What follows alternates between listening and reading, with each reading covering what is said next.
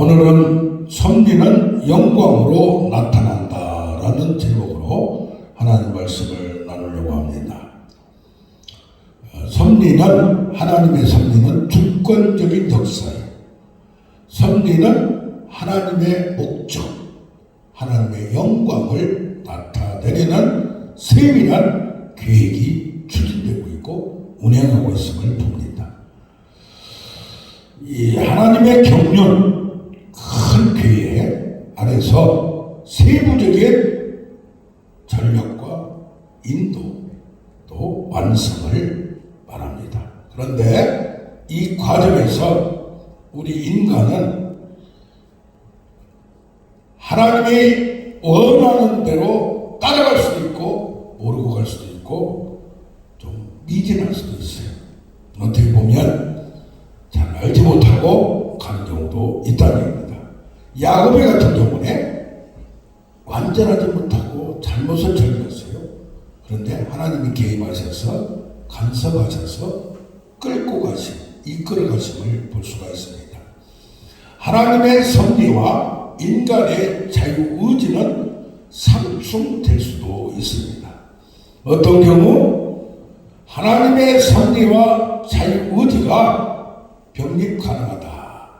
그러니까 하나님은 하나님대로 섭리하시고 인간은 자기가 원하는 대로 자유의지대로 해도 충돌되지 않는다라는 칼빈주의 또 하나님의 관점에서 바라보는 시각이 있고, 인간의 자유와 하나님의 섭리가 충돌할 때에 하나님의 섭리는 보류되고 인간이 잘못 저질렀든지 잘했든지 인간이 결정한 대로 간다라는 아르미안주의가 있을 수 있습니다.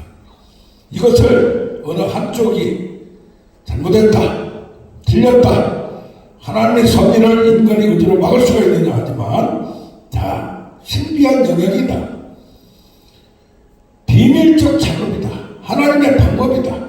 그래서 하나님의 섭리와 인간의 의지가 충돌되더라도 그 신비하게 하나님이 비밀스럽게 역사하시니까 걱정할 필요가 없다라고 성경을 보는 입장이 우리 전통주의 입장입니다. 그래서 하나님의 섭리는 첫째 하나님이 창조를 하셨어요. 창조의 목적은 뭐요? 하나님을 기쁘게 하시기 위하여 자기 영광을 받기 위하여 그 창조 질서를 그대로 보존하는 거예요. 이걸 어떻게 하다 보면 시계를 만든 사람이 있고 시계가 있어요. 시계가 자동적으로 돌아가요. 우주 질서가 논리적으로 자동적으로 돌아갈 때 하나님 필요 없다라고 보는 사람들이 있습니다. 그러나 하나님은 보존하십니다. 그런데 이 질서, 법칙을 깨질 않아요. 특별한 경우에 그런데 개입하신다 이 말. 이것을 협력이라고 합니다. 하나님이 원칙대로 법칙대로 우주 질서를 주셨는데 특별한 경우에 여호수아가 해를 향하여 대화가 멈추라 할 때 하나님이 개입하셔서 잠깐 멈추게 하면서도 또 돌아가는 창조 질서를 움직이고 있다는 얘기입니다. 이 모든 목적은 뭐냐? 하나님의 통치하심, 다스리심. 그래서 하나님의 나라가 우주 전체, 역사 전체, 세상 전체가 하나님의 나라로 이루어지고 있고 영광을 나타낸다는 얘기입니다. 자, 야곱을 봅시다. 야곱은 먼저 아버지를 속였어요. 어머니의 이야기를 듣고 안내를 따라서 또 그런가 하면 이제까지 아버지로부터 하나님으로 봤던 들었던 꿈 얘기를 듣고 할아버지로부터도 들었어요. 말씀은 들으면서, 믿음은 들으면서 들으면 그리스도의 말씀을 안다고 듣다 보니까 믿음이 생긴 거예요. 그래서 하나님의 축복을 받기 위하여 거짓말까지 하는 그런 상황입니다. 그런데 또 이상촌으로 도망가서 자기가 속이고 왔는데 원조가 누구요? 자기 외삼촌. 그러면서 또 하나님은 저리 가고 뭐요? 수싸움을 합니다. 갈등을 합니다. 대립을 합니다. 결국 속임수에는 원조를 못 이겨요. 원조 매운탕, 원조 맛집 하듯이 이길 수가 없어요. 결국 야곱은 그때 자기의 생각을 기술을 내려놓고 하나님의 방법을 사용해서 싹을 주지 않았던 싹을 다시 찾는 하나님의 기적을 체험합니다. 그래서 평상시에는 기적이 없지만 하나님의 개입하시면 하나님은 표적과 기사와 능력을 보여줌을 믿는 우리가 되기를 원합니다. 아멘. 그런데 이 야곱이가 이제는 약복강가에서 사자를 만나고 하나님을 만나고 내가 하나님으로부터 축복을 받아야 되겠구나. 이제까지 축복을 내가 잘못 생각했구나 해서 철저히 비교한 다음에 하나님의 경륜, 하나님의 목적을 나아갑니다. 아하, 생육하고 번성하라. 가만히 따져보니까 내가 마누라를 넷을 얻으려고 생각도 안 했는데 넷씩이나 주고 자식을 12이나 주는 것도 하나님의 방법이었구나. 내가 하려고 하는 자는 이렇게 이리저리 해가지고 휘몰아치는 태풍 속에서 어쩔 수 없이 사실 때문에 시작된 이런 모든 것이 안에는 하나님의 손이 계획구나 라는 걸 깨달습니다. 그런데 문제는 뭡니까? 이 자식들이 축복의 가문, 신앙의 가문에서 제대로 잘 나가야 되는데 큰아들이 자기 첩을 문제를 만들었어요. 이게 다른 집안도 아니고 족장지만 하나님의 언약 가문의 집안이 이런 꼴이 뭡니까? 창피해서 어려울 수가 없어요. 그런가 하면 세겜 땅에서 그 주장 아들이 관계에서 자기 동생들을 겁타는 걸 보고 거짓말을 해서 할례를 하면 우리가 같은 민족이 되겠다, 같이 하나가 되겠다 해서 할례를 하고 앉아있을 때 가서 레위와 시몬이 가서 다 죽여버리고 살인자가 됐어요. 어떻게 보면 하나님의 방법으로, 선한 방법으로 목적을 이루어야 할 텐데 콩가루 지방이 되었고 정말 칼을 쓰는 세상 어떤 사람보다도 더 악한 사악한 가정이 되어버린 거예요. 자, 이런 상황 속에서 야곱이가 소원하지도 않았어요. 원하지도 않았어요. 그런데 애굽으로 가게 되고 갈 때 몇 명이 75명이 애굽으로 이주한 줄로 믿습니다. 이걸 보면 우리는 내 방법대로 되어야, 내가 원하는 대로 되어야 하나님의 축복이 나고 하나님의 영광이라고 생각해요.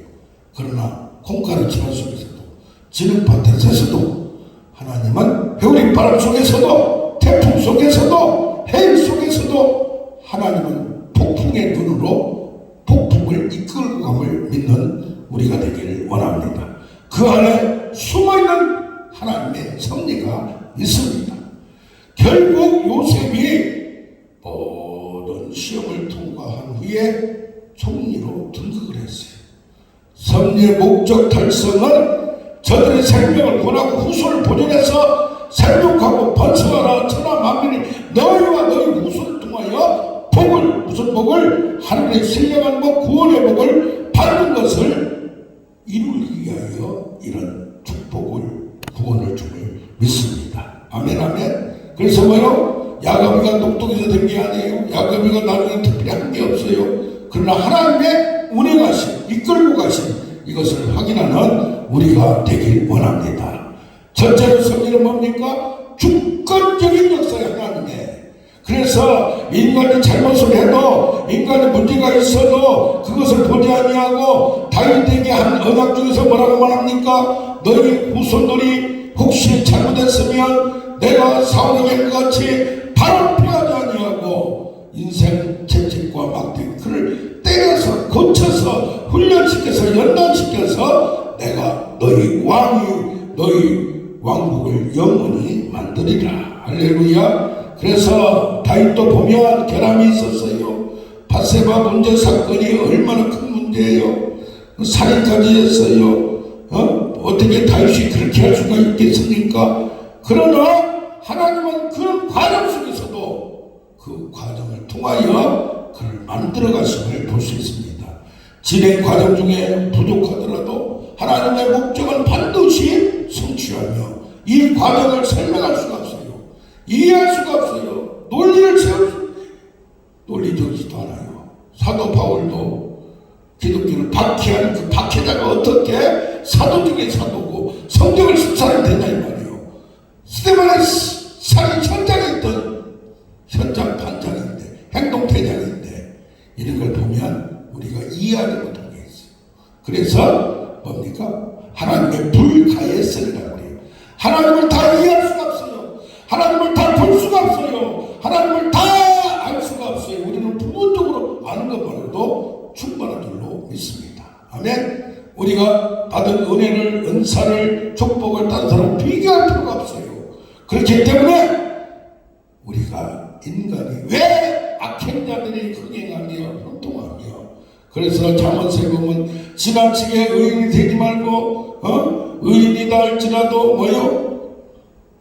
행복하지 못하고 힘들고 악행자라도 형통하는 걸 보고 세상이 불공평하네 라고 판단하지 말라는 얘기입니다. 아멘 아멘. 두 번째는 하나님의 섭리가 있는데 그 과정을 통과해야 하나님의 섭리가 이루어지는 경우가 있어요. 욥의 신뢰를 보면 사탄이 참수합니다. 사탄이 특별히 찍어냅니다. 하나님 공평하신 하나님 어떻게 그렇게 했습니까? 그러나 재산이 없어져도 자식들이 없어져도 마누라가 뭐 도망가도 범죄치 입으로 범죄치 완전히 의인이었어요. 결국 갑절의 축복을 받았어요. 그러니까 욥은 고난받는 사람의 롤모델이에요. 야, 욥과 같이 반드시 승리하리라. 반드시 축복하리라. 그게 뭡니까? 반드시 번성하리라. 욥과 같이 그것도 어떻게 갑절로 마누라도 더 예쁘고 더 어리고 더 자식들도 더 똑똑하고 더 재산도 많고 그래서 욥과 같이 돼야만 되고 고생하다가 큰 기업을 이뤘어요. 간증을 해요. 야, 우리 저런 사람만 하나님의 사람인 줄 알아요. 또 개척을 해서 힘들게 하다가 세계적인 여주 수국기같이 만들었어요. 그래야 하나님 축복의 사람을 인정을 해요. 그렇지 않은 사람은 축복을 못 받은 것 같이 그것도 잘못된 거예요. 그러니까 어떻게 해야 돼요? 우리는 이 과정을 섭리의 과정 시험을 통과한 자가 복을 받고 승리를 하고 영광을 받지만 하나님의 입장으로 특히 구약의 축복 개념은 뭡니까? 신들의 전쟁이에요. 하나님과 우상들 신들 중에 최고라 이 말이에요. 신들 중에 신이라 이 말이에요. 그래서 여호와의 전쟁이라는 개념이 있어요. 하나님의 사람들도 반드시 승리를 하고 이기야만이 되는 걸로 나타나 있어요. 그래서 다윗도 시편에서 저들의 원수들을 멸하여 주시옵소서 저주를 받게 하여 주시옵소서 라고까지 얘기하는 게 아브라함이야 너는 복이 될지라 복의 근원이 될지라 너를 축복하는 자에게는 축복하고 너를 저주하는 자에게는 저주하는 이런 사상을 준 거예요. 복의 근원이 된 거예요. 그래서 하나님도 승리하고 구약에서는 그들이 저주를 받고 현생 복을 못 받으면 하나님 못 믿는 걸로 평가했어요. 한나도 뭐요? 자식을 몸만 생산을 하면 저주받는 걸로 자식들이 잘 안 되면 저주받는 걸로 생각을 하고 그렇게 인정을 했다 이 말이에요. 자식이 많아 생육하고 번성해야 되고 잘 돼야 되고 하나님 축복을 나타내는 그런 사상을 가지고 있었다 이 말이에요. 그런데 지금 뭡니까? 신앙을 올수록 또 후반기 올수록 뭐가 나와요? 시험을 과정을 통과한 후에 갑절의 축복만 주장하는 게 아니고 뭐요? 새로운 하나님 더 깊은 하나님을 경험한 이사야와 같이 하늘 보좌가 열려요. 야, 내가 설사를 부름 받았는 대로 내가 더러워요. 입이 더러워요. 하나님의 숯불이 나를 성령의 불에 나를 태워요. 에스겔 뭡니까? 하나님의 권능이 있네요. 하늘이 열려요. 말씀이 들려요. 이제까지 경험하지 못한, 이제는 성전도 없고 저 멀리 다른 나라에 팔려가서 저주받은 민족으로, 하나님께 저주받은 백성으로 칭하다가 이제는 완전히 버림받은 그 제사장, 선지자. 그러나 하나님의 말씀을 듣는, 성전도 필요 없어요.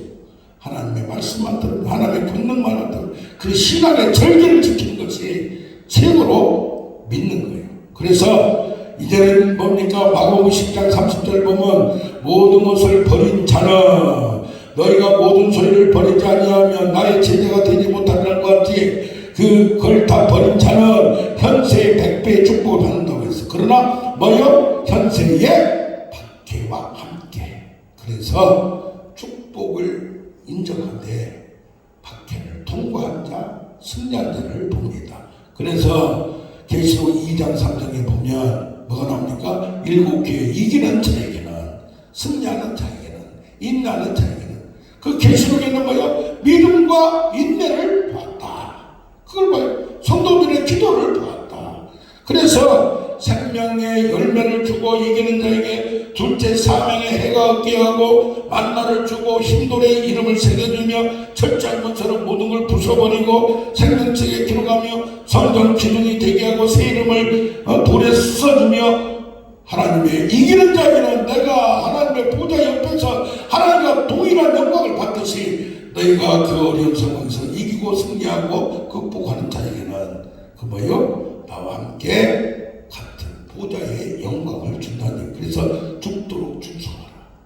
크고 작은 게 필요 없어요. 내가 인내의 말씀을 지켰습니다. 아멘, 아멘. 그래서 계시록 14장 5절에 보면 예수 그리스도를 믿고 승리하는 자는 첫 열매가 된다고 했어요. 이들은 뭐요? 신앙의 절기를 일으킨다요. 음녀, 우상의, 사탄의 그에 물들지 않냐고, 더럽히지 않고 순결하고 그 예수 그리스도의 인도를 따라서 입에 거짓이 없고 흠이 없다고 했어요. 이건 뭡니까? 진실하고 정직하다는 얘기예요. 진실하고 정직하는, 우리의 모든 것을 예수의 피로 다 속량함을 받고 죄를 안 졌다는 게 아니라 이것을 다 예수로 말미암아 내 속량을 받고 예수를 따라가려고 끝까지 싸우는 자.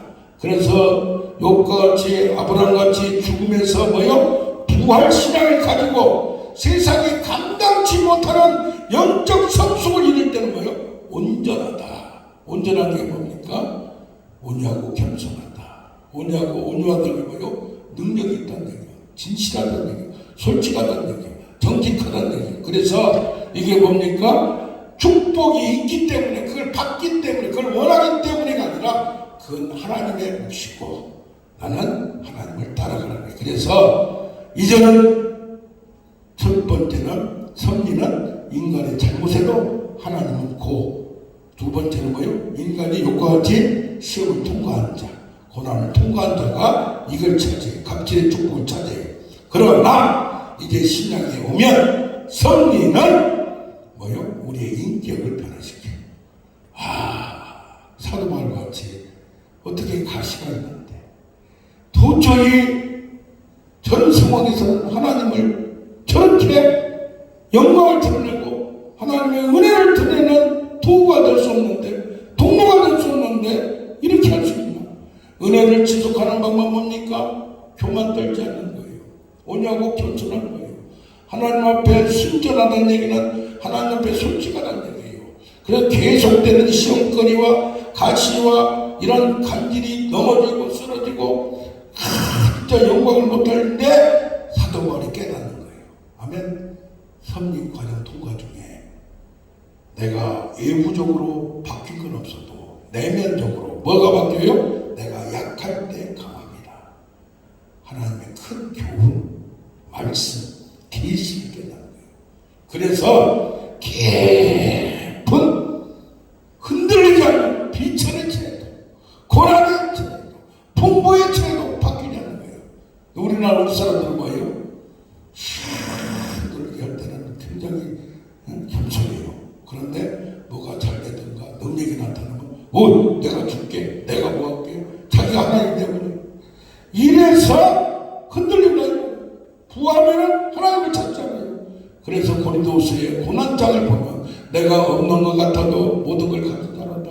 내가 슬퍼한다 떠나 나는 기뻐한다고. 이런 모든 것은 내면이 완전히 연약함으로 하나님을 의지할 수밖에 없고 하나님의 은혜 능력이 아니면 버틸 수 없는 그런 상황.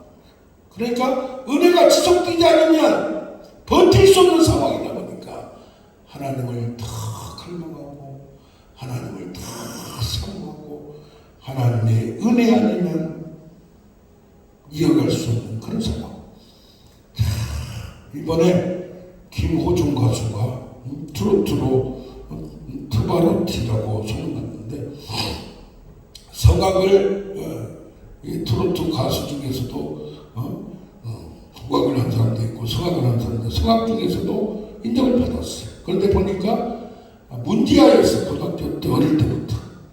그래가지고 방황하는데 어떤 선생님을 만나서 이를 가르쳐 보니까 너무 천재적이에요. 너무 어려운 곡을 6개월 만에 마스터를 해버렸대요. 그래서 그를 가르쳐서 그분이 이걸 찍어가지고 퍼뜨려서 유명하게 된 거예요. 그래서 유학도 그 사람들이 모아가지고 돈을 대서 독일을 3년간 갔다는 얘기 아니에요. 얼마나 그 시궁창에서 진짜 쨍하고 했던 날이 돼버렸어요. 이런 천재적인 소질을 갖고 그걸 만나서 그랬는데 이번에 보니까 그냥 이제는 유명하게 되고 지난번에도 한번 문제 생겨서 잠잠하다가 또 다시 살아났어요. 튼튼한 후원 군대가 있어요. 다른 튼튼해. 그런데 여기에 이번에 이런 사건으로 문제가 많이 생겨요. 송대관 가수 한마디 했어요. 세월이 약하다. 고난 겪었을 텐데 세월이 약하다. 나도 이 송대관 돈이 많아서 문제다.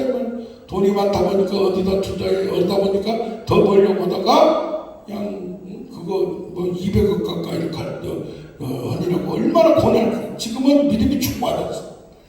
그러면서 얘기를 하니까 지금 막 몰면 맞고 있어요. 그런데 둘이 친구야.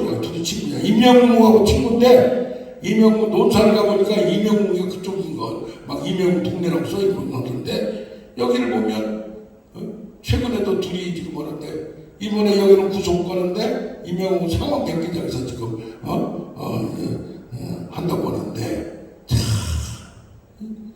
어떻게 보면 하나님 은혜를 받았으면 이것을 가야 되는 세상 맛을 보면 그쪽으로 빠져요.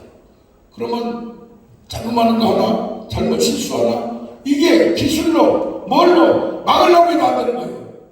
하나님 앞에 무릎 꿇는 게 가장 빠른 건데 하나님이 이렇게 그를 친 걸로 저는 생각합니다. 이것으로 꺾어지면 괜찮은데 끝까지 그 욕심을 못 버려요. 이것을 내려놓고 나아가기를 원합니다. 자, 미국의 대각선 운동 때 브레이드 너드라는 사람이 있습니다. 참 신실했어요. 그때 원주민들한테 저들은 껌둥이, 저들은 무식쟁이, 대대로 살아왔던 사람 쳐다보지도 않았어요. 그러나 이가 가서 그들에게 선교를 하고 그들을 사랑하면서 하나님의 사랑을 자기가 겪은 것을 저들이 전달해 주다가 25세 때 이걸 어떤 병으로 죽게 됐어요. 어떤 관계냐? 조나단 에드워드 목사님하고 가까이 있으면서 그가 일기로 써놓은 것을 그걸 봤어요. 하나님을 향한, 하나님을 만난 영적 변화, 하나님을 만난 마음의 변화, 생활의 변화, 이것을 브레이너드 일기라고 이걸 해가지고 조나단 에드워드 목사님이 이걸 책으로 냈고 또 어떻게 나의 어린 딸이 하나 있는데 브레이너드를 좋아했어요. 그냥 못다 핀 사랑이 그러면서 그를 세상에 일찍 죽어버렸지만 역사적으로 이런 사람도 있구나 하는 것을 나타내. 그런데 조나단 에드워드 목사님도 자기 외주부 교회를 담당했어요. 지금 같으면 수재예요. 철학을 공부했고 최고의 대학을 나왔고 그러니까 와서 설교하는데 너무 잘하는 거예요. 그런데 이제 외할아버지는 돌아가시고 뭐였어요? 거기 담임 목사가 됐는데 가만히 은혜를 받은 거 보니까 그때 성령이 막 부어지고 저 영국에 1750년대 그때 대각성 운동을 하면서 조지 시필드, 웨슬러 이런 사람들이 오면서 막 영국에 있는 부흥운동이 어디로? 미국으로 와서 그냥 막 휩쓸고 있을 때에 성령이 부어지고 말씀이 부흥사역 사경회가 집회가 일어나면서 막 많은 사람이 돌아오는 부흥운동이 일어나서 그런데 가만히 보니까 믿긴 믿는데 이게 붕 떠가지고 감정적인 이것을 낱낱이 썼어요. 신앙생활이 의지적으로 행동으로까지 변화되지 안 된다. 그래서 어떤 결정을 내렸느냐? 이들을 성찬식에서 교회에 다녔다고 해서 입교했다고 해서 세례 받았다고 해서 우리 어떻습니까? 세례 받으면 성찬 같이 하잖아요. 그들을 안 줘버렸어요. 그러다 보니까 문제가 생기고 결국 교회에서 쫓겨나버렸어요. 그래서 어디로 갔느냐? 인디안한테 원주민한테 가서 설교를 하다가 이렇게 철학자가 신학자가 어떻게 그럴 수 있냐? 그 양반 책을 보면 이렇게 지식도 많고 이렇게 경험도 많고 이렇게 열정적인 사람 어떻게 보면 말씀에 강하고 성령의 지성과 감정이 이렇게 양쪽을 두 레일을 두 철도를 점령한 사람이 많지 않아요. 역사적으로 볼 때도. 그런데 그를 프린스턴 대학에서 뭘로? 총장으로 정비를 했어요. 그러니까 뭐예요? 이제까지 시골에서 중형교회를 하고 유명한 교회를 했지만 담임 목사 쫓겨나더라도 더 큰 대학 총장이 되니까 얼마나 좋아요. 그런데 어떤 백신을 시험 대상으로 먹다가 갑자기 55세 돌아가 버렸어요. 어떻게 보면 못 답해. 여기도 한성의 꽃이요. 우리가 볼 때는 대학 총장을 아는 게 아실지 모르지만 차라리 어려운 가정 속에서 한 줌의 흙으로 채로 그냥 없어진 것이 역사적으로는 더 빛나더라 이 말이에요. 어떤 분이 굉장히 윤리학적으로 굉장히 유명한 분이 계세요. 손봉호 교수님이라고 그분 철학시간에 강의도 들어보고 신학도 하시고 한국의 교회나 한국의 정부나 사회가 잘못되면 한마디 쳐는데 얼마나 심금을 울는지 몰라요. 근데 이분한테 뭐 장관을 하나 국무총리를 하나도 안 했는데 대학 총장을 했어요. 근데 하다 보니까 부딪히게 결국 사느라고 그냥 잘못된 건 학생이 잘못된 건 지적하다 보니까 또 공개까지 고생만 하다가 그만두셨어. 어떤 경우에는 세상의 세속에 뭘 맞다 보면 좋은 것 같아도 어떤 경우에는 흠이 될 수도 있어요. 자, 우리 하나님의 최대 관심은 뭡니까? 하나님의 영광이고 하나님의 나라를 만드는 거예요. 이 모든 건 어떻게 해야 돼? 하나님의 섭리 가운데 합력하여 선을 이루시는 하나님이 운행하시고 죄가 넘친 곳에 은혜를 주시고 능력을 베푸시고 요한복음 9장에 맹인이 누구의 죄입니까 할 때 그 맹인이 눈을 뜨면 치유가 되면 능력을 받으면 은혜를 받으면 축복을 받으면 하나님의 능력과 영광을 나타낼 거라 이 말이에요. 그러나 외적으로 하나님의 은혜가 나타나요. 축복이 나타나요. 이렇게 성공했다고 이렇게 승리했다고 할 줄 몰라요. 그러나 가장 중요한 것은 에베소 3장 16절과 같이 성령으로 속사람이 강건해지고 할렐루야 내가 가시가 있다 할지라도 이 가시로 더 큰 인격과 더 큰 품성과 더 큰 하나님의 그릇이 되면 이것이 더 영광스럽다 이 말이에요. 말씀을 정리하겠습니다. 섭리는 당사자가 잘해도 잘못해도 하나님이 끌고 가십니다. 하나님의 목적을 이루고 영광을 드러냅니다. 또 이것과 같이 하나님의 섭리를 통과한 자, 이 자가 또 하나님의 영광을 드러냅니다. 그러나 어떤 경우에는 세상에서